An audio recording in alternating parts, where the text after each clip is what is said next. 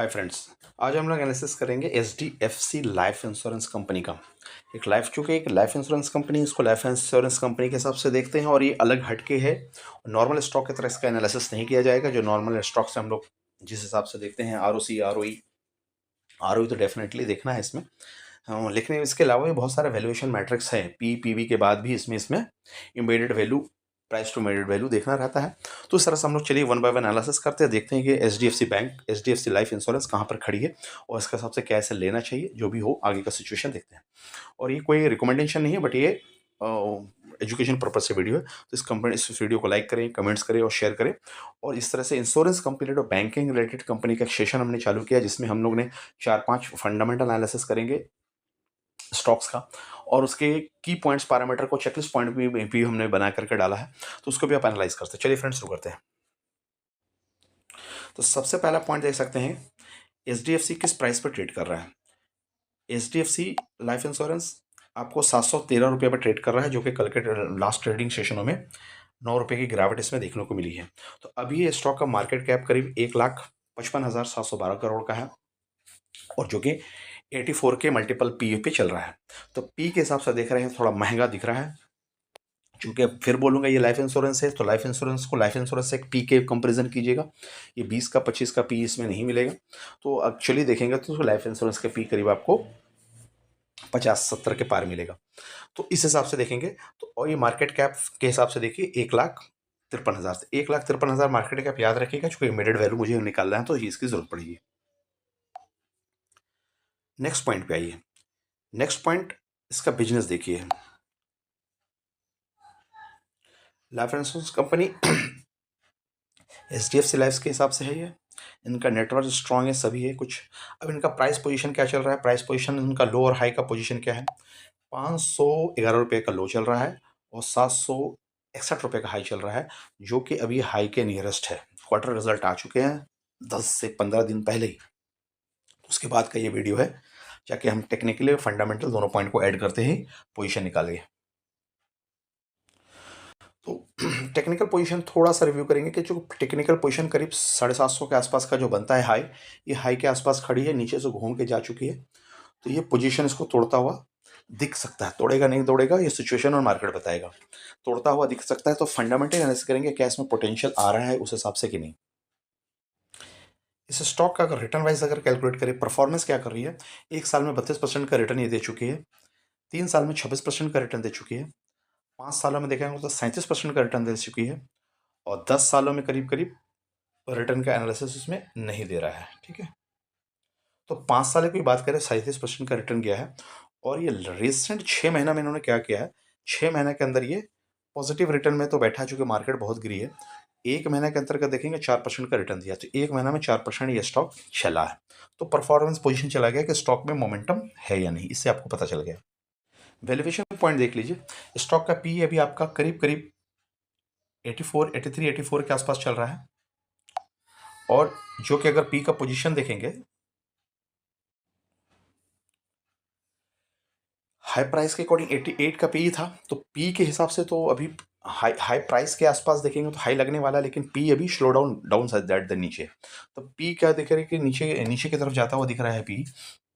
और ये मीडियम इनका पी 85 का दिख रहा है, तो 85 से नीचे पी अभी ट्रेड कर रहा है। चलिए, अच्छा, प्राइस टू बुक देखेंगे तो प्राइस टू बुक करीब 9.5 के ऊपर ट्रेड कर रहा है। प्राइस टू बुक 9.5 का ट्रेड कर रहा है। इसका मीडियम प्राइस टू बुक 9.6 का निकल के आ रहा है, तो ये प्राइस टू बुक के हिसाब से भी मीडियम पे है। और इसका अभी तक का हाई प्राइस टू बुक देखेंगे तो करीब 10 के आसपास ही जा चुका था, तो प्राइस टू बुक के हिसाब से भी डाउन साइड नीचे आ रही है। बट अभी भी प्राइस टू बुक अगर देखेंगे तो आपके 9 के आसपास है, जो कि हायर मान सकते हैं आपको, क्योंकि 5 से ऊपर ही प्राइस टू बुक हाई है। तो ये प्राइस टू बुक के अकॉर्डिंग ये तो भारी होता हुआ दिख रहा है। अब इनकी मार्केट शेयर की बात करें तो H D F C life insurance का मार्केट शेयर 7.94 है। 7.94 किसके किसके हिसाब से, new business premium life life के पोजीशन के अकॉर्डिंग। तो न्यू बिजनेस के हिसाब से जो प्रीमियम आ रहा है, तो ये करीब करीब 8% का मार्केट शेयर एक्वायर कर रही है। अब यहाँ देख सकते हैं इनका बिजनेस किस हिसाब से इंश्योरेंस को बांट रही है। इंस्टीट्यूशन ग्रुप सबसे पहले देखेंगे 20% हमारे एजेंट के थ्रू इंश्योरेंस दे रही है। नेक्स्ट ग्रुप सेविंग के थ्रू इंश्योरेंस बांट रही है 13%। 56% जो 56% ये इंश्योरेंस बांट रही है,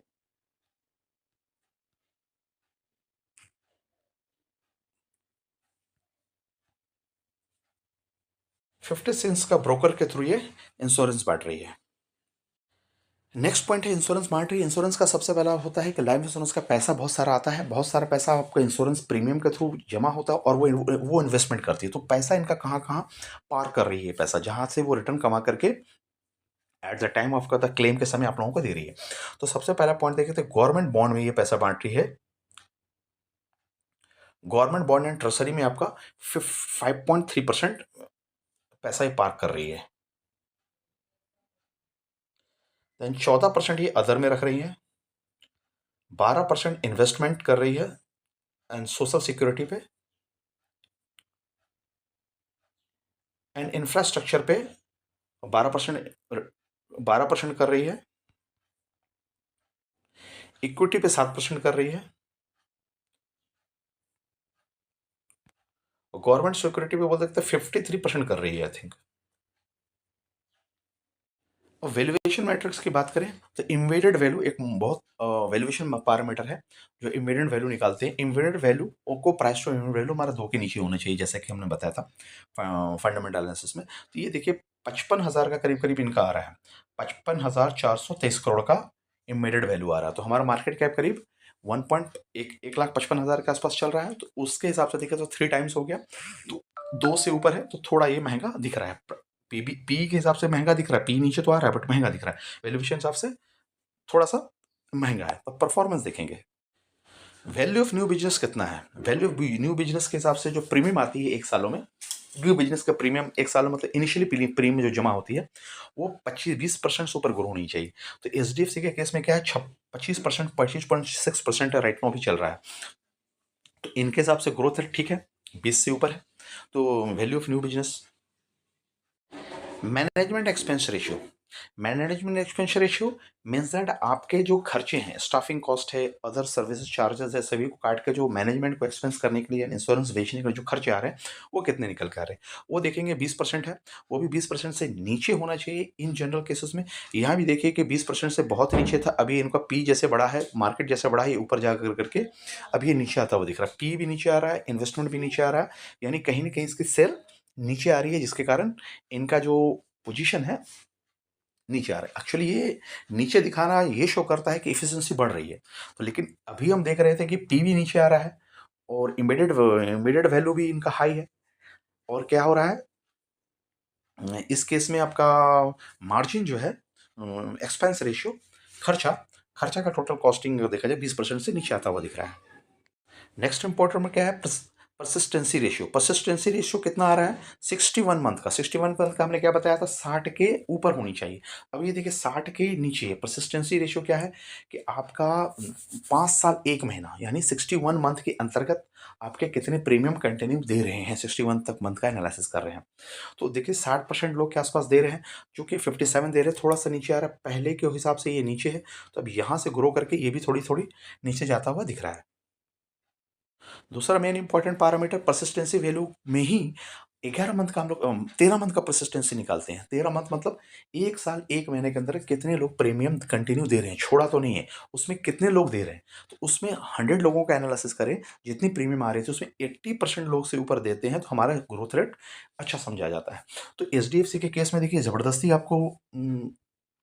आपको इंश्योरेंस तो थमा दिया, लेकिन इंश्योरेंस 1 महीना देने के बाद कंटिन्यू आप 11 महीने तक दे पा रहे कि नहीं पा रहे। तो इसलिए 12 मंथ प्लस 1 मंथ, 13 मंथ इसको पकड़ते हैं। 13 मंथ में इनका क्या आ रहा है, 80 से ऊपर होनी चाहिए, 81% आ रहा है, तो ये ठीक ठाक है। हमारा चेकलिस्ट नेक्स्ट है एएमयू। एएमयू में क्या ग्रोथ हो रहा है, तो एएमयू में देखेंगे कंटिन्यू एकदम ग्राफ खींचा हुआ है। तो एएमयू अगर देखेंगे तो ये एएमयू में कंटिन्यू ग्रोथ दिख रहा है। तो एएमयू ही वाइज ये ऑलरेडी एलआईसी का मार्केट शेयर खा रही है, तो एएमयू इनका ठीक ठाक चल रहा है। And the most important part हमारे क्लेम सेटलमेंट रेशियो, जो कि क्लाइंट के अकॉर्डिंग होता है। क्लेम आप कितना सेटल कर रहे हैं, हमने बोला था 95 से ऊपर पकड़ना है क्लेम सेटलमेंट रेशियो को। तो H D F C case में कंसिस्टेंसी है 99.8 का क्लेम सेटलमेंट मेंटेन कर रही है। तो इस हिसाब से इनका ग्राफ करेक्ट निकल करके आ रहा है, क्लेम सेटलमेंट रेशियो सही जा रही है, ग्रोथ पोटेंशियल दिख रही है। अब इनका पी के थ्रू कंपैरिजन करते हैं। एचडीएफसी लाइफ का 713 का प्राइस चल रहा है, और एचडीएफसी का मेन को बैक टू बैक कॉम्पिटिटर कौन है, सेकंड मार्केट लीडर कौन है एलआईसी के बाद? एसबीआई है, देन एलआईसी कॉर्पोरेशन इंडिया है। तो एलआईसी फर्स्ट पे है, तो ठीक है 1 2 3 3 का ही कॉम्पिटिशन करेंगे, ऐसे हम लोग नहीं लेते हैं। तो इनका प्राइस के हिसाब से 713 का प्राइस चल रहा है, एसबीआई लाइफ का करीब 1700 का प्राइस चल रहा है, एलआईसी का करीब करीब 800 के आसपास देख सकते हैं, 786 का प्राइस चल रहा है। तो अभी पी के पोजीशन पकड़िए, पी के 84 का पी चल रही है एचडीएफसी की, एसबीआई के 70 की पी चल रही है, एलआईसी के 11 के पी। तो पी के मामला में एलआईसी भैया सस्ता है। अब ये मार्केट कैप आई है, मार्केट करीब 1,53,000 का market H D F C का है, और एस बी आई का 1,70,000। तो S B I second leader हो गया मार्केट कैप में। अब उसके कंपेरिजन में एल आई सी कर लीजिए भैया, एल आई सी करीब आपका आ गया है 4,97,000, मतलब 5 लाख के आसपास हो गया, 5 लाख करोड़। Okay, 5 trillion.